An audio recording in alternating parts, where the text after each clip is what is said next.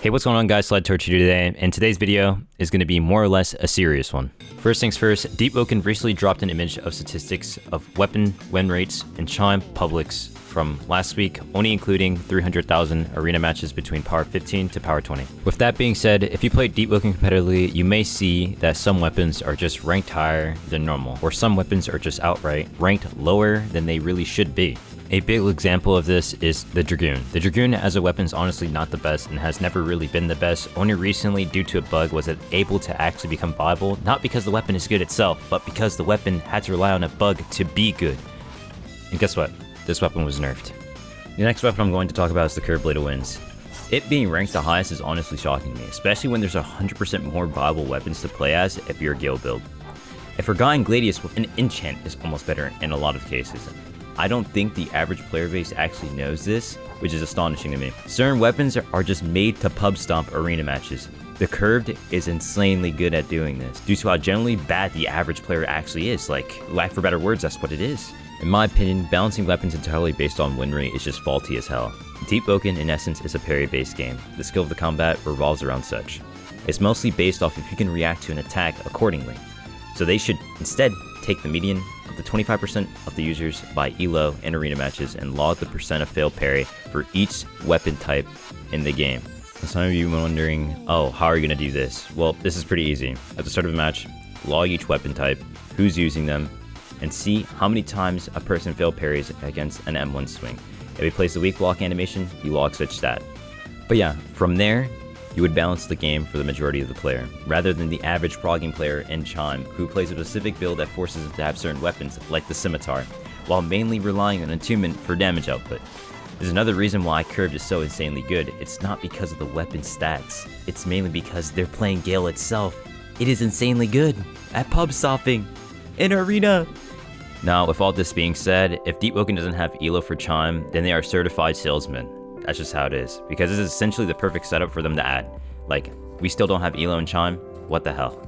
At the end of the day, being able to parry something is not a valid excuse for something to be good or bad. An example of this is fist animations. You can learn to parry them perfectly, but the animations are still fucked. You're gonna fail parry a lot more than fail parrying, I guess, like a one-handed sword anim. Like, yeah.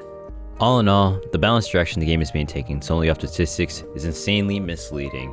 Hopefully going forward, they take a different approach to balancing, as simply just win rate is not enough to justify a buff or a nerf to weapons or even attunements. Practicality is a huge thing that should be accounted for when balancing Deepwoken. Community user known as DB25 pretty much sums up my thoughts on the situation as well. Here are his tweets as follow. I still don't know why you guys take data like this. There's too much variation in Deepwoken builds to base statistics purely off weapon. The newer mythics aren't as high as expected, Sudaraska and Light's Final Toll, because many people are popping them earlier than max. Not to mention the deviation in proficiency, stats, attunements, and oaths.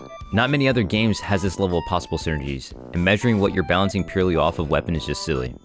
Grouping them based on HP pools, skill level, MMR and Chime, and other big variables would be far better for balancing. Currently, it's just too vague for any real balance changes to happen. Curved Blade is pretty boosted by the fact that it's fairly low skill level for a medium. He has a 97% win rate on Curved, but he's also a top player. As I said before, Curved is build the pub stomp. If we don't have MMR and Chime, what's going to end up happening is these top players with Curved Blade of Wind builds are going to stomp out these shitty players.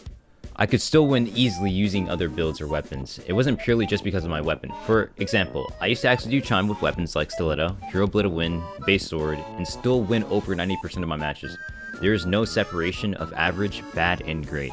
See, this is another case of just your attunement carrying your playstyle, M1s come in after.